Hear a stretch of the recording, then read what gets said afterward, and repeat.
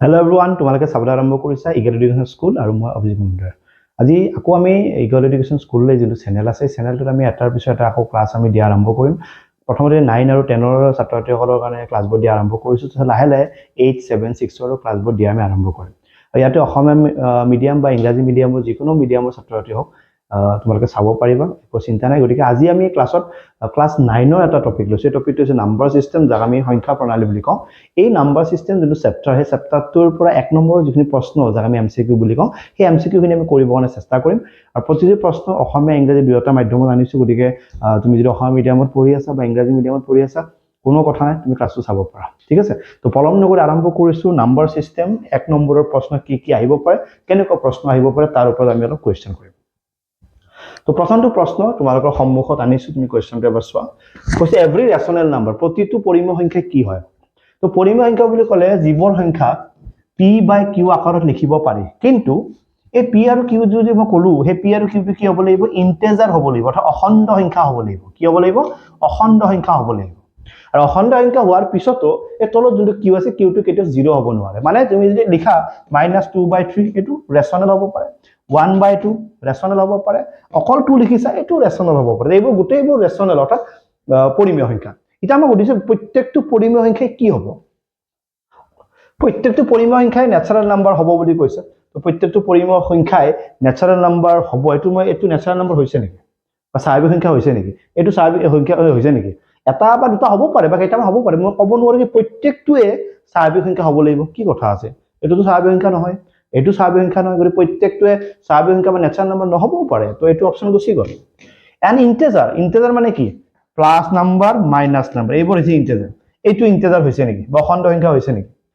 এইটো অখণ্ড সংখ্যা হৈছে নেকি? ইন্টেজাৰ হৈছে নেকি? হোৱা নাই। গতিকে প্ৰত্যেকটো বুলি কৈছে না, প্ৰত্যেকটো মানে ৰেচনেল নাম্বাৰ বা পৰিমেয় সংখ্যাই ইন্টেজাৰ হ'বই লাগিব বুলি কথা নাই, নহ'বও পাৰে। আমাৰ এক্সাম্পল আছে, নহয়।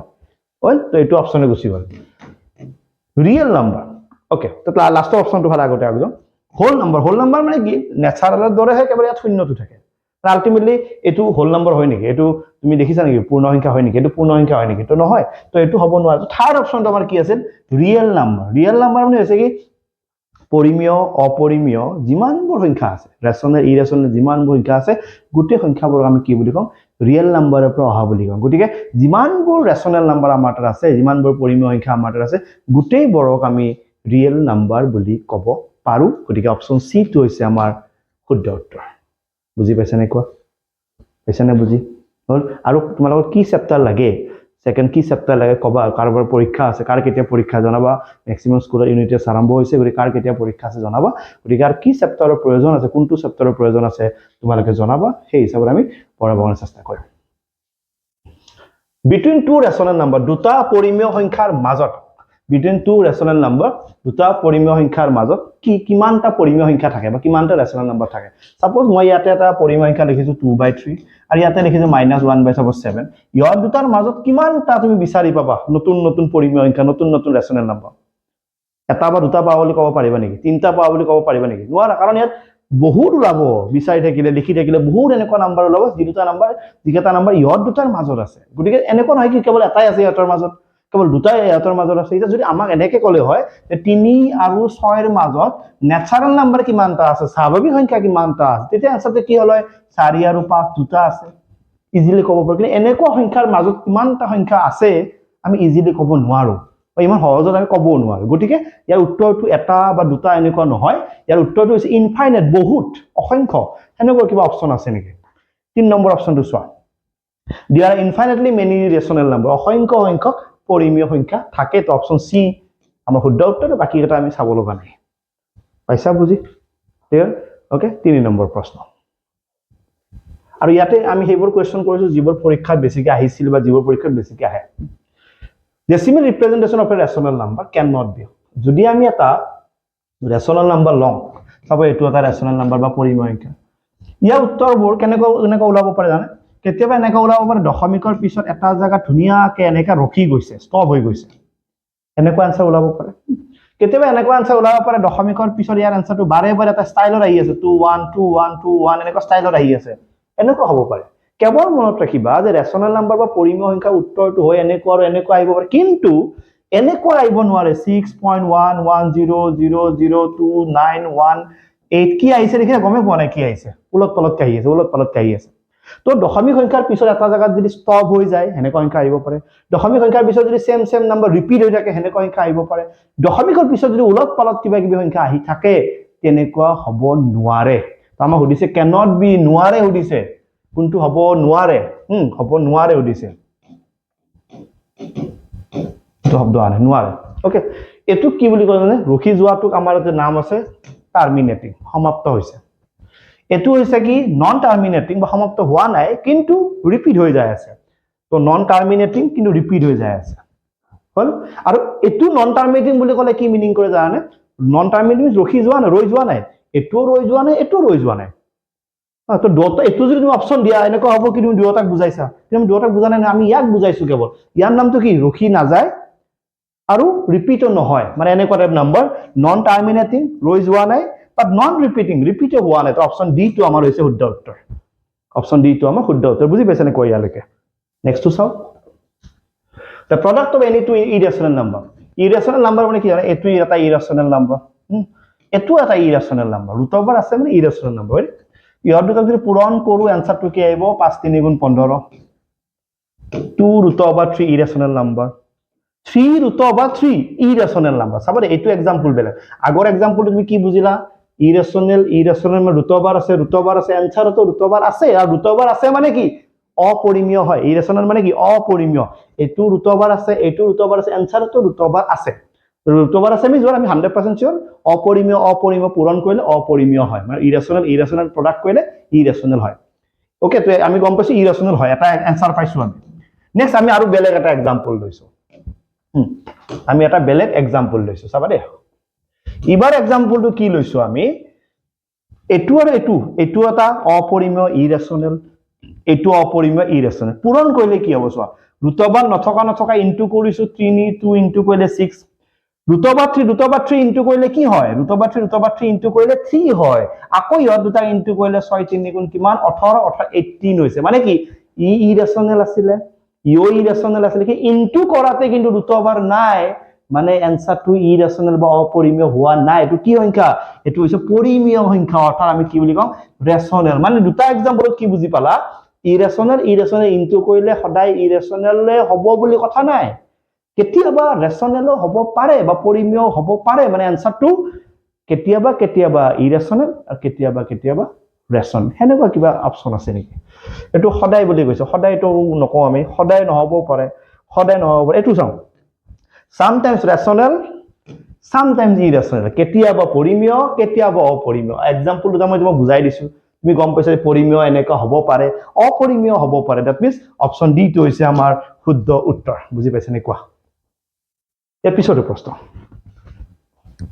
নেক্সট কি টপিক লাগে মই জানাবা ওকে আরে root over 2 বুলি ক'লে আমি জানো কি নাম্বার irrational অপরিমেয় সংখ্যাৰ आंसरবোৰ কেনেকৈ আহে জানা অপৰিমেয় সংখ্যাৰ आंसरবোৰ হৰে এনেকৈ অকমান আগতে পাইছিলা ৰখি না যায় কিন্তু উল্টা পুল্টা আহি থাকে ৰখি না যায় কিন্তু উল্টা পুল্টা এটো কাৰ आंसर এটো হৈছে অপৰিমেয় irrational आंसर পুৰো root over 2 যদি irrational হয় তাৰ आंसर বোৰ এনেকৈ হ'ব এনেকৈ आंसरৰ নাম কি ৰয়ো না যায় ৰিপিটো নহয় এনেকৈ কিবা অপচন আছে নেকি ৰয়ো যোৱা নাই ওকে আৰু কোড আছে ৰিপিটো হোৱা নাই নন ৰিকাৰিং বুলি ক'ব পাৰে Okay, recurring বুলি ক'ব repeating বুলি ক'ব হৈ গল option D is our correct answer next question which of the following is irrational means root over 2 যদি থাকে তেতে irrational আৰু যদি ক'বা অকল পাইটো দেখিছা অকল পাইটো যদি কৰবাত দেখিছা তেতে বাকি অপচন তুমি চাব নালাগে পাইটো সদায় irrational অৰ্থাৎ অপৰিমেয় আৰু অপচনত পাইটো নাই বাৰু ঠিক আছে এই root over যদি 4 ৰ লগত আহে কি হ'ব 2 2 গুণ 4 root over 9 ৰ লগত আহিলে কি হ'ব তিনি এটো অপৰিমেয় হ'ব নেকি irrational হ'ব নেকি নহয় কাৰণ root over গুছি গল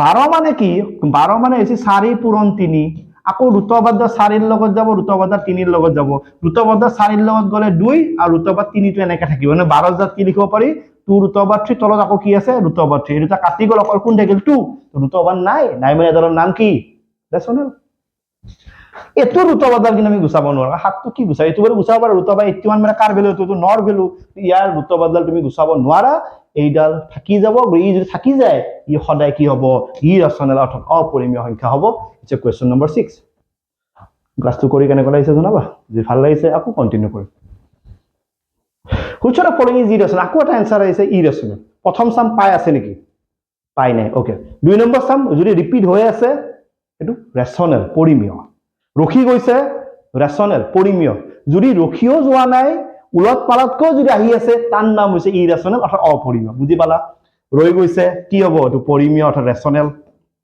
বাৰ আছে নি যোৱা বাৰে বাৰে আহি আছে ৰিপিট হল্ল হল্ল হল্ল হল্ল এটোৰ নামো কি পৰিমেয় অৰ্থাৎ ৰেচনেল আকৌ বাৰ আছে নি যোৱা পৰিমেয় অৰ্থাৎ ৰেচনেল এটো চোৱাচোন দশমিকৰ পিছত 4 0 1 4 0 0 1 4 0 0 0 1 4 উল্টা উল্টা অপচন ডি টু শুদ্ধ উত্তৰ ইৰেচনেল অৰ্থাৎ অপৰিমেয় বুজি পাইছা question number 7 next question number 8